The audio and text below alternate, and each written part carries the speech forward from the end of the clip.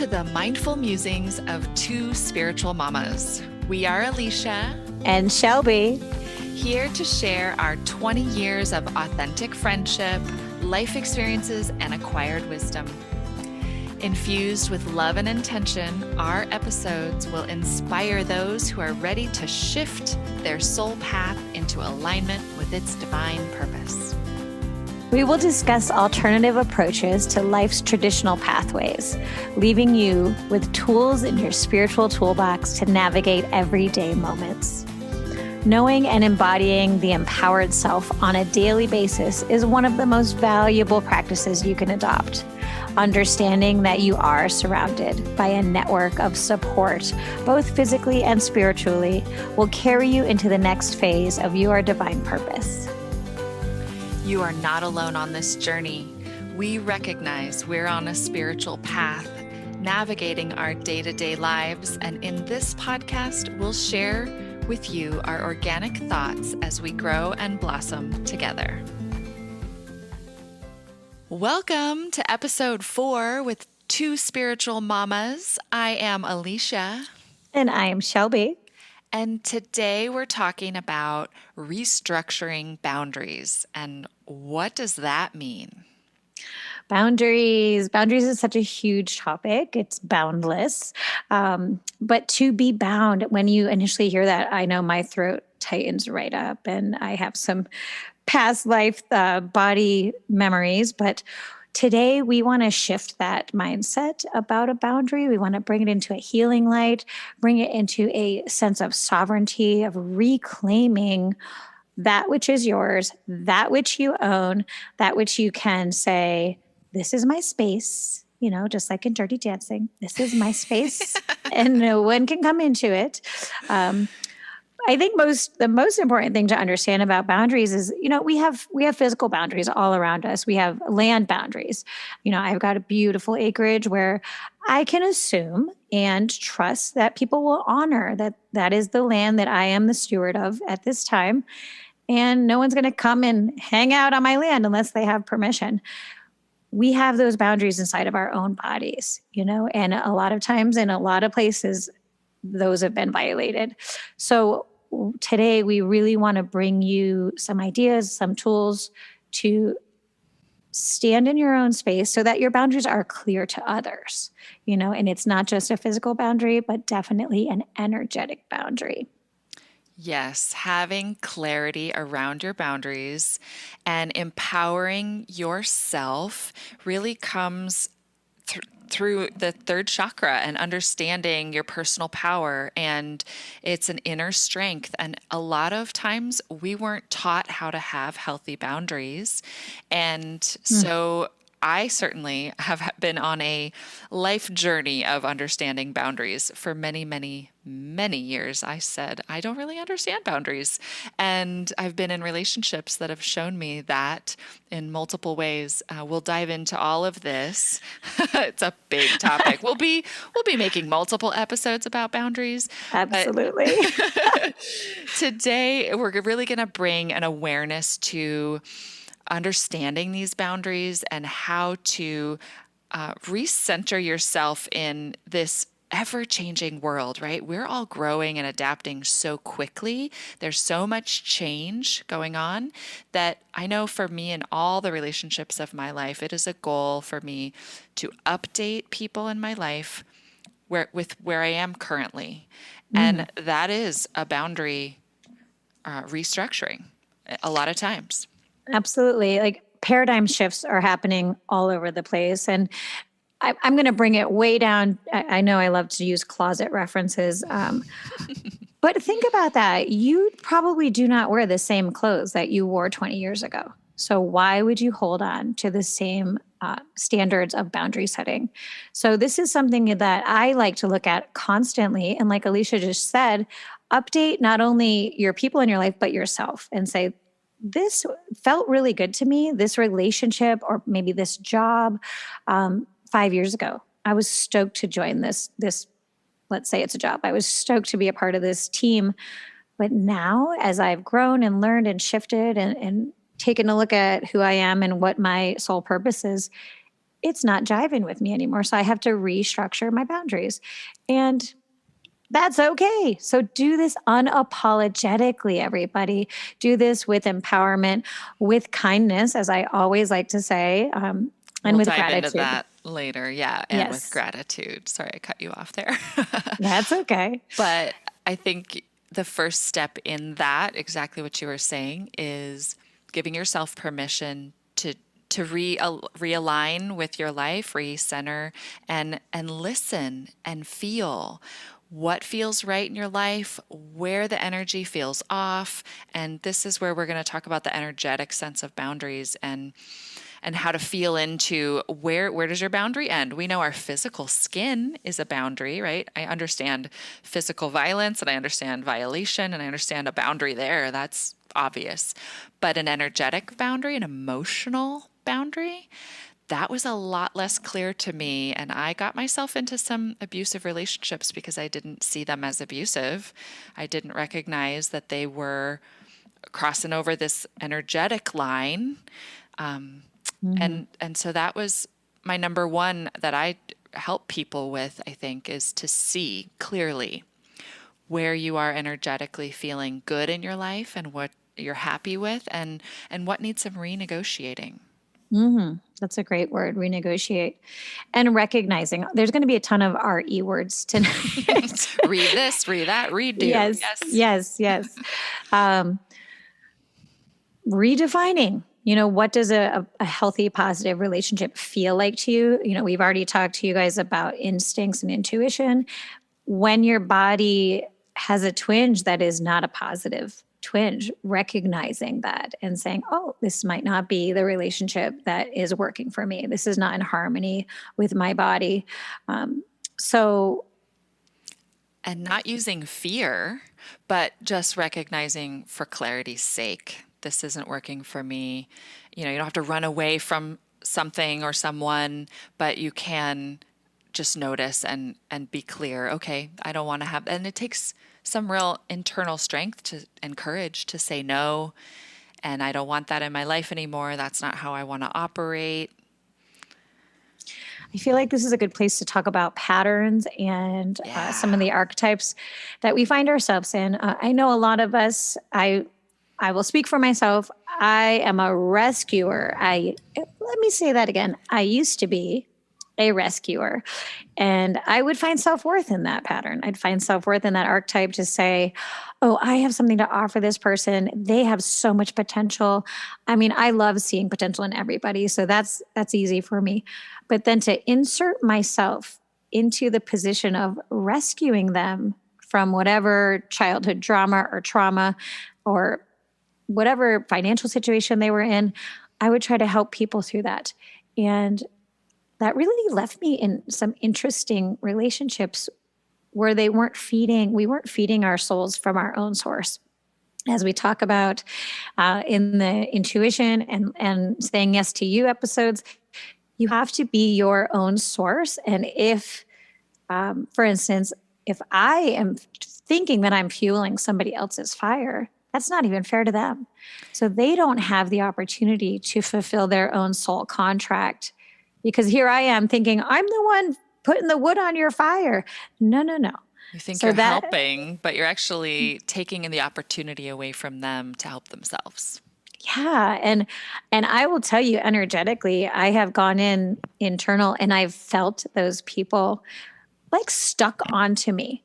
And it was not easy. I'll leave it at that. It was not easy to peel them off. It was like octopus tentacles. And It's probably good to describe that feeling a little bit because people mm, might be feeling that in their lives.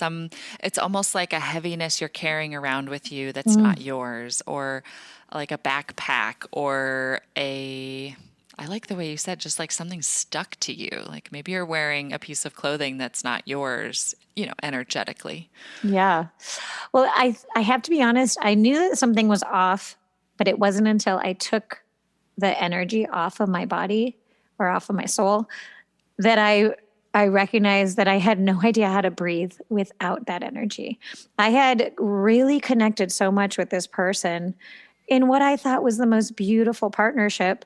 with these great intentions of helping each other. But it wasn't quite in that right synergy. And I had to really just recognize that. And now that I've developed a healthier relationship with this person, because this didn't mean I had to be like, cut you out, peace out, dude, you're gone. It was just, I need to restructure my relationship and remember my true life's path, your true life's path. Beautiful that we came together and held each other up in these great moments, but to breathe on my own and to allow that other person to breathe, it brought such clarity. And now I have space for me, which is freeing, I right? think that's one of the benefits of having a clear boundary and understanding is that you can fill up your space so fully and completely. And it gives you that sense of empowerment, personal power, personal strength to be you, to be fully you and show up in your authentic truth and be honest. And I'm sure with this person you're talking about and relationship, I know you, I know your values and how you love relationships and continuing a relationship with someone, even if it is ending in a certain way, you like to continue. And I've been there too. Creating a boundary with someone saying, this isn't quite what I want. Let's look at it a different way. Can we agree?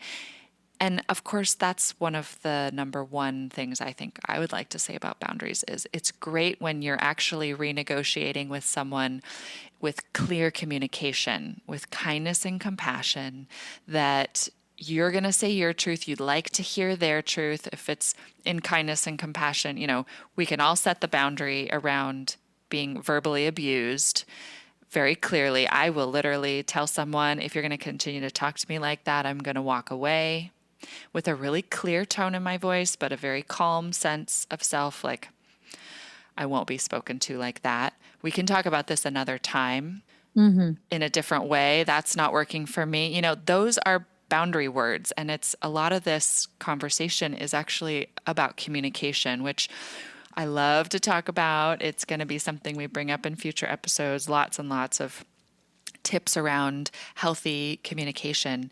And that's one of the things I think, like you're saying, to restructure a relationship or reform it, it does take this consensual communication and clearly stating what you want. So what happens when that's impossible? When the person that you are in communication with or in relationship with is not open to that. That's when things can get tricky. And that's when I think you can actually hurt yourself more than you realize if you don't properly disengage from their energy. So, first step I would say is recognizing that energy abuse is a thing. It is. People can throw energetic darts at you. You Be being manipulative. manipulative. You can be, you wake up in the morning, the sun is shining, and your brain is already toxic, and you're like, what is going on? And that, as Judy Yamamura, our beautiful spiritual midwife, has taught me so gracefully, that is representative of a actual cord between two people. And An an energetic cord. energetic Yeah. cord. And think about this as an umbilical cord. Umbilical cords are not meant to be forever. They are meant to be for a time, and then they are meant to be clamped and cut. And so having a relationship with somebody is totally different than having an energetic cord, a corded relationship, we could call it, with somebody. And just identifying that is, if you're having troubles with a person, a relationship, whether it's in marriage and partnership or at work or even Friendship. with family, try to recognize, am I having relationship problems, or am I really energetically, do I have an energetic highway between myself and this person? And whew, One of the ways I identify that is just going into my intuition and asking that question. So you just asked it, like, this is important to distinguish. I love the word discernment. We are looking at, is it a physical thing? Is it an emotional thing? Is it energetic? And really for me, like you said, even just using the word highway or cord or chain or bound. I mean, those words, if they feel triggering inside your body, or if you get an image or a sense of something, follow that intuition. Listen to your body. Really feel into it. I mean, we do this work with journaling, with coaching and counseling practices, like she said, with our spiritual midwife. And it's a process Yes. to work through and untangle. And you do get into the belief systems and the paradigms and the ancestral work. I mean, this is a big topic to unpack. It's gigantic. My brain is spinning right now. I'm like, oh, we have to talk about so many things. Okay, we'll get back to a lot of those things. I love the word entangle, and I love the word clamping. That is something that Judy has taught us so carefully and strongly all at the same time, that to cut something that's what I was talking about earlier when I said you can damage yourself. Think about that. If you just cut ties with somebody, there's going to be some blood. There's going to be some leaking of energy on your part, their part. And that is the picture right now. My mind is like, not so good. So you're ready to clamp. You're ready to take that pulse and simmer it down. And then sit inside of that and recognize, okay, how does this feel? Oh my gosh, I'm reclaiming my brain. I don't have that much chatter. Oh my gosh, I'm not having that feeling in my heart. Like a lot of times, these cords can be between our hearts because we love so deeply. This is the beauty of being a human, right? You can love so beautifully. And you want to be careful. You don't want to cut a cord that's connected to your heart. You want to clamp that, feel the results, take your time with it, do your journal work, consult with your gurus and your people. And in time, as it does in real life, it will just fall off. Maybe you do need to cut it. Alicia, go. I know you're jonesing to talk. I'm like, oh, there's so much good stuff to talk about here, because this is the heart. This is the realm that I live in. And I've been there. I've actually energetically done it the ineffective way, the more harmful way. I'm so glad you're talking about this. And I do believe that our hearts can be connected. Right? It can be a flow. I mean, I love you. My heart is connected to you. But is it corded in a bound in kind of way? A lot of times when I see, not us internally, no, because we've been working through these.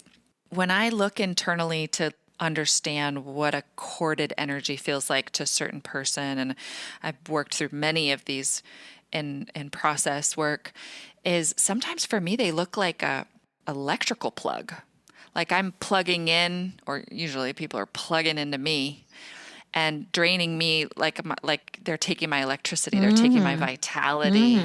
And sometimes the unplug, it's not a cutting because it was theirs put into me. Like some places, and I think this is from our belief systems through our upbringing, that we have places where people plug into us, that they can plug into us, because it's like, I'm wearing a light socket, electrical outlet right here on my heart. Sure, plug right into it. Like I lived many years of my life not knowing that wasn't a good thing. Just letting people know that the heart is so amazing and so expansive, and there's so much you can give. I know we talked about this before in a different episode, that like overflowing cup and giving from the saucer. Your cup should always, and that's how my heart and my energy that flows from my heart feels in relationship. There's this abundance I want to give.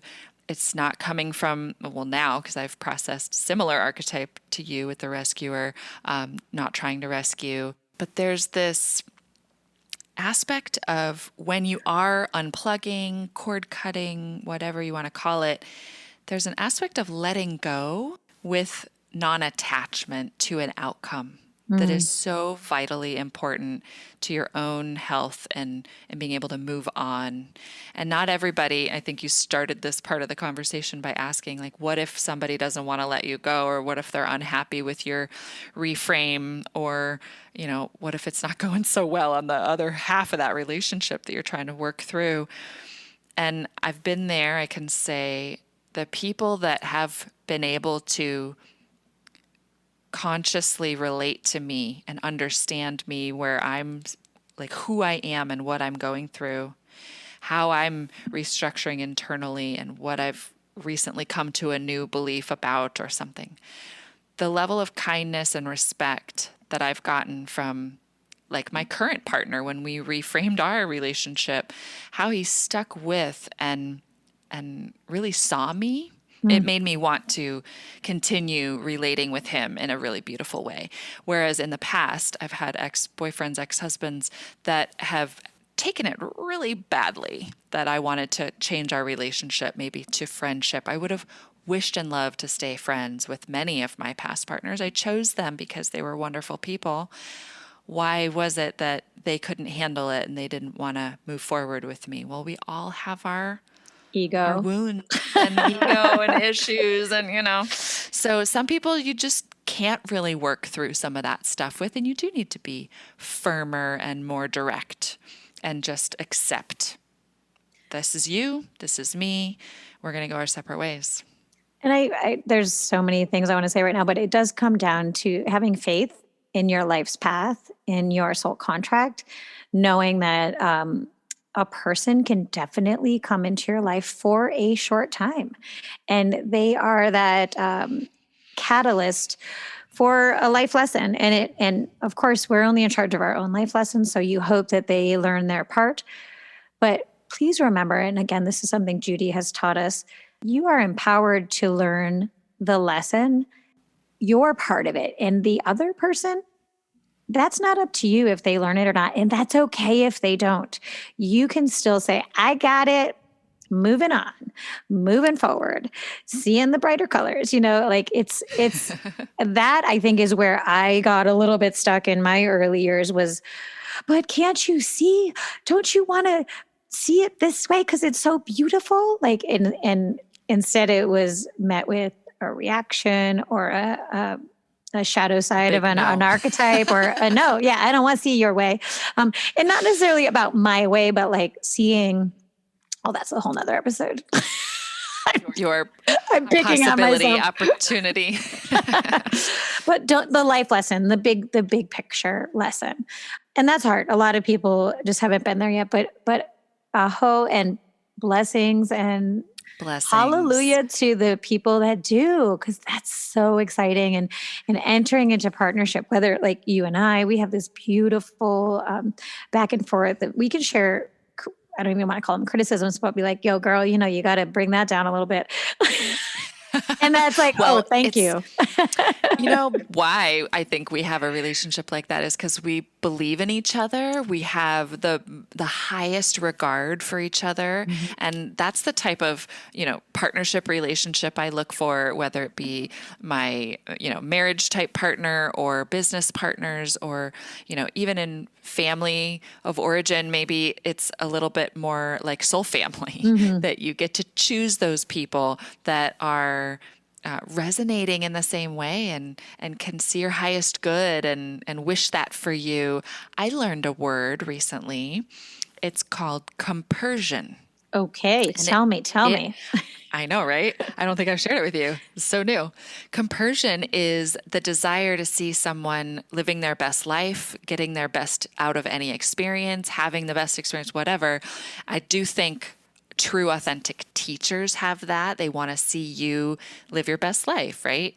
And in relationships, we want to have as much compersion as possible instead of expectation or control. And I think having our boundaries set and having people in our lives that respect those boundaries means that they wish the best for us and we wish the best for them, right? So that's like the ideal world. What's happening in my brain is the word competition is getting like squished to be compersion. And Oh, yeah, this is happening.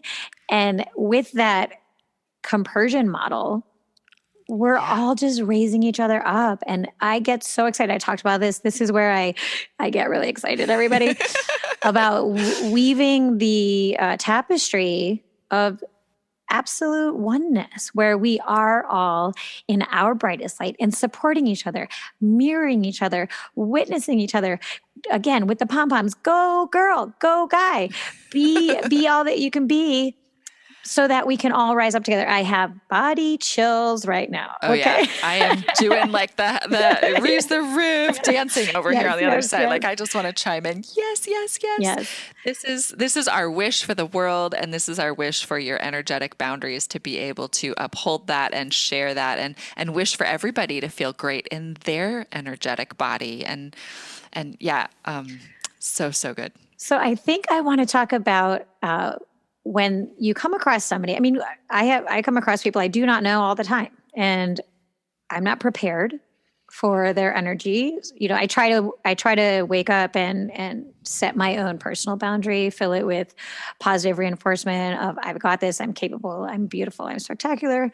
But sometimes, you know, I'm caught off guard. And what I learned to do is not to match them, but to witness and to be like, oh, whoa, I see a person who isn't quite in charge of their boundaries. And they are maybe they've got their extension cord, like Alicia painted for us. They're trying to plug in to me. And I'm like dodging, oh, look at you trying to plug into me right now. But I'm going to just dance around it. Like Neo in the Matrix. Just dodging. Yeah, Yes, just let it fly by me. That's what I saw. You said that. That's awesome. Being a witness to people, and then you don't, like, imagine if they did plug into you.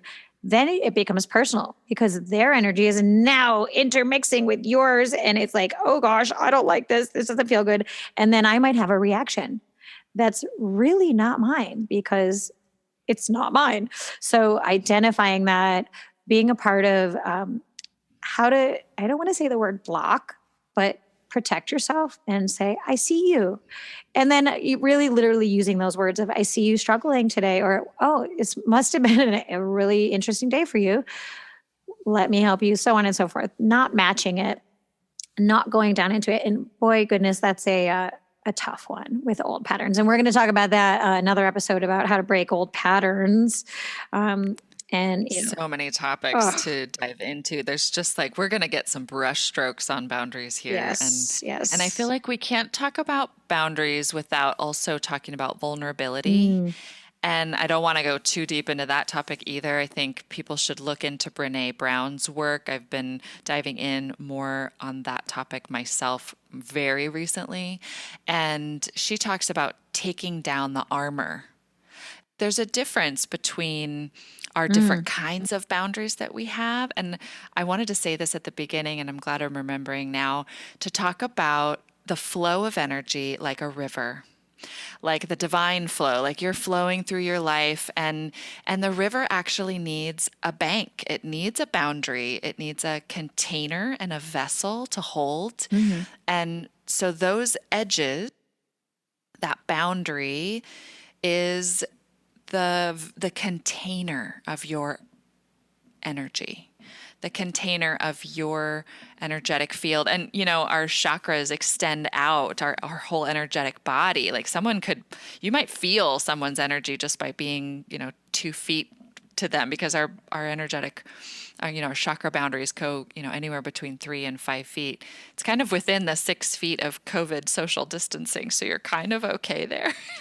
Isn't that funny? I wonder why this year has been almost liberating in ways, because you're asking people not to get within that 6 feet of you. And so therefore you're almost having this giant filter all the time of people's energy. You're not getting as, I don't want to use the word contaminated, but it's a little softer. You're not getting the harsh, all these different people's energies in your space all the time. We're also not going out and being around people as much, which, it's challenging for those of us who are really social or have jobs where we need to be out around people. But I did want to talk about that energetic space that you fill up. And I know that if you go back to listen to episode 1, you'll get a lot of our best practices on how to live the most empowered, authentic, wholehearted life that you can live with some spiritual practices that are energetic like this. But like, just imagine you've got this bubble around you.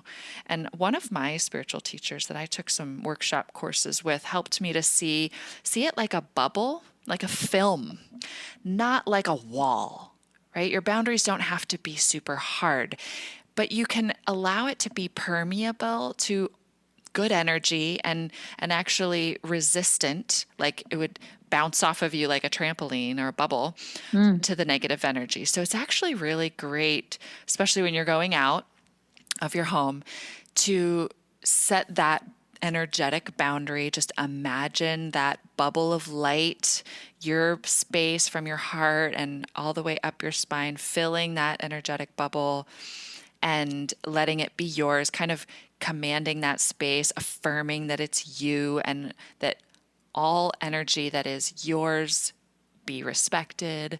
It's sort of like a prayer or a blessing to your day. I know another one of my teachers actually tells me, like, she does it as a daily practice every single morning, just energetically, because there can be those long distance thought darts or, energy from other people that come into our own personal homes and space, which is another reason why we smudge and clear energy that way.